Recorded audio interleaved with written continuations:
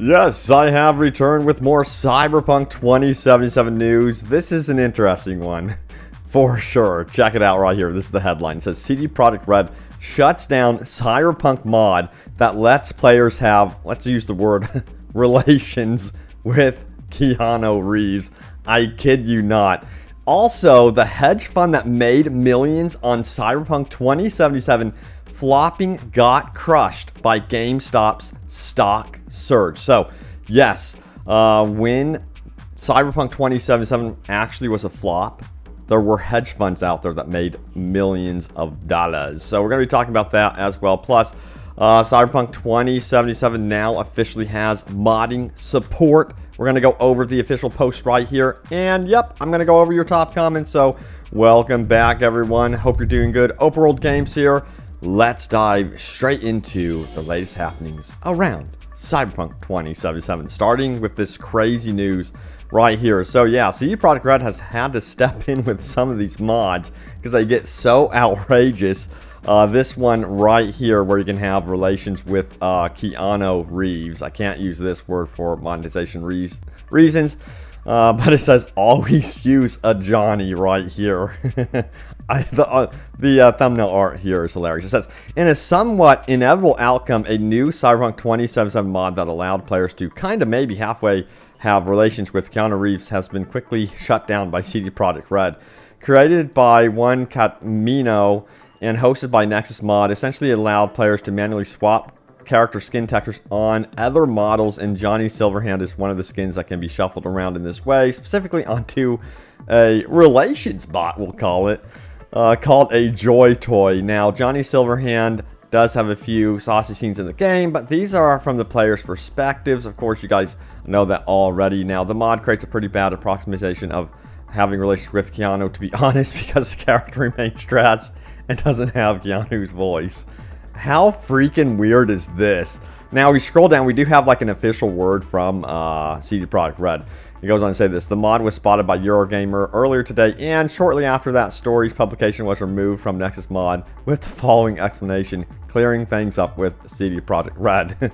PCG contacted CD Projekt Red to ask what was going on and received the following statement: our most important rule regarding user-generated content, game mods in particular, is that it can't be harmful towards others. In the case of model swaps, especially those that invoke explicit situations, it can be perceived as such by the people who lent us their appearance for the purpose of creating characters in Cyberpunk 2077. In other words, I think Keanu could actually step in here maybe, you know, and do a lawsuit, I think. It says CD Projekt Red will understandably not want to harm its relationship with Reeves, as his character could return in DLC or other forms. Makes complete sense here.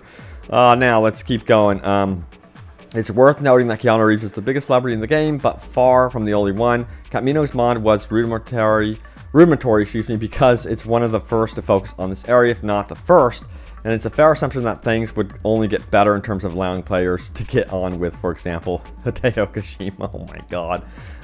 And the CD Projekt Red statement includes, therefore, when making fan content, creators have to make sure they've got permission from all concerned parties, which might be people other than CD Projekt Red. For characters we've invented for the game, we broadly permit you to tweak the game at will and just have fun. When it comes to models of real people whom we've asked to participate in the game, we kindly ask you to refrain from using them in any situation that might be found offensive if you don't have their explicit permission, of course. Now, CD Projekt Red ends by pointing modders towards the game's license agreement and fan content guidelines. So, yeah. It looks like they're really trying to discourage that sort of thing in Cyberpunk 2077 for sure. Now, this is an interesting story right here. I'm sure many of you have heard about the whole GameStop stock surge. Well, actually influenced a hedge fund here that made millions on Cyberpunk 2077 flopping. So this is really strange. It says GameStop has been the talk of the financial world for the last 2 weeks, with the stock price soaring thanks to a bizarre battle between Reddit day traders and investment firms betting against them to fail. So far, those who have been fortunate enough to buy low on the stock have seen several huge gains. And Reddit is filled with screenshots of people making big calls and paying off their student loans in the process. But one company that has taken a big hit is no stranger to betting on failures in video game world, as Amateur day traders strike it big on GameStop. Large firms shorting the stock are losing trillions in the process. And according to Wall Street Journal, a hedge fund that bet big against GameStop has essentially needed rescuing because it lost so much money on the short so quickly. On Monday, Melvin Capital Management got a $2.7 billion investment from two other companies, Citadel and Point72, after Melvin took huge losses on several short bets that have gone for huge losses. The one noted in the story, of course, was GameStop right here. Now it says the influx of cash is expected to help stabilize Melvin, blah, blah, blah, as you can see here. And it says, interestingly, that same hedge fund made millions off the disastrous launch of Cyberpunk 2077. According to Financial News London, Melvin Capital made $25 million shorting CD Projekt stock as the price plummeted in the wake of the game's buggy launch and bad publicity. So, looks like, I don't know if that's karma or what that is right there, but let me know what you make of this in the comments below. But this whole GameStop, Reddit stock business is definitely extremely fascinating. How, they've been able to influence the stock to go up and up and up. And they're saying that it could happen again, but of course, be extremely careful with any type of investing like this, for sure. Now, mentioning mods, we already talked about how CD Projekt Red shut down that crazy Keanu Reeves mod right there. Cyberpunk 2077 now has official mod support. This is really cool and really big. It says new tools will be continuously updated with patches. So here's the news right here. It says CD Projekt Red has added modding tools and resources Cyberpunk 2077 for players to adjust their experience. The developer announced the news on its website. Here's the actual news right here. It says, below you will find official tools and resources that will help you modify and create your own experiences in the world of Cyberpunk 2077. Tools will be continuously updated alongside the game patch to ensure compatibility. So yeah, they're gonna, even though the game will be patched, they will update the tools alongside it officially to ensure that this game can be modded basically forever, which I absolutely love. Now you can see all the different types of mod tools that you can actually get right here. So modders are going to be able to create some really cool stuff in the very near future for sure. So I'm actually very hyped for this and see what they can actually create. I hope that they can actually pull off stuff that we've seen in Skyrim, change the actual game mechanics, the RPG system, perhaps even add different life paths in the game. The potential here is huge. We don't see it right now in the short term, but in the long run, this could be absolutely massive for Cyberpunk 2077. All right, now it's time to go over your top comments. Remember to leave a comment down below. Here is the video that I did previously. All new update from CD Projekt Red. QA leads fights back versus the press. It's definitely an interesting one. Let's get into what you guys had to say.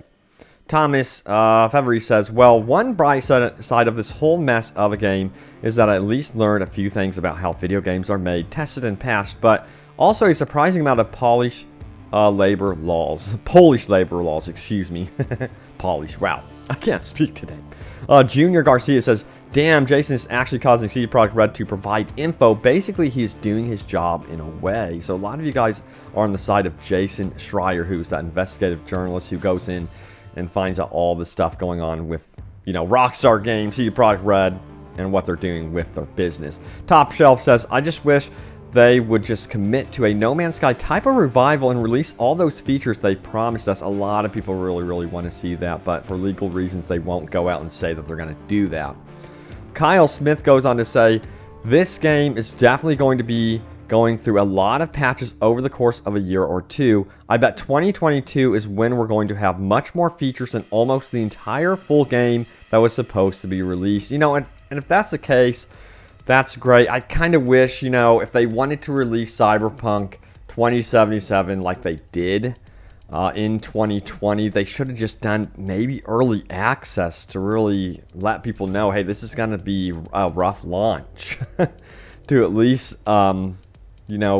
have fans be more guarded with their expectations in the future. I think that's what they should have done. But overall, for me personally, this is just my personal opinion. I personally cannot stand early access games at all. And I want finished games at launch. If you're into early access games, that's good for you. But we've seen early access games that stay early access for like freaking 5 years. So that's my problems with early access. Now, Kyle Smith says, too many of the articles about Cyberpunk are not mentioning the missing features. It's giving CD Projekt a bad idea to just only do bug fixes and patches and not re-add the missing features as well. So a lot of you guys are really pushing for that. You really want those missing features added in. 100 hours on PC, update to 1.1, uninstalled 1.1 was a rollback. So yeah, a lot of people are actually reverting. Genki says, Jason comes off as a Jack Ace. More than not, but he is the closest thing to an actual journalist in the gaming community, so I guess we are stuck with him. Yeah. So yeah, he's really taking some risks. He's pissing off a lot of people for sure, doing his investigative journalism against these companies. He's more pissing off, I think, the companies than anyone else. Of course, some of the community within the fan base, actual fan base for these games, whether it's Red Dead Redemption 2 or Cyberpunk 2077, also don't care for what he's doing. Let me know your take on that. I'm always curious, like, do you believe that what he's doing is right or wrong, that he's actually getting in the way of these companies trying to fix their games? Sound off. But thank you all so much for watching. Stay tuned for more news and updates about Cyberpunk 2077, and I will see you all next time. Take care.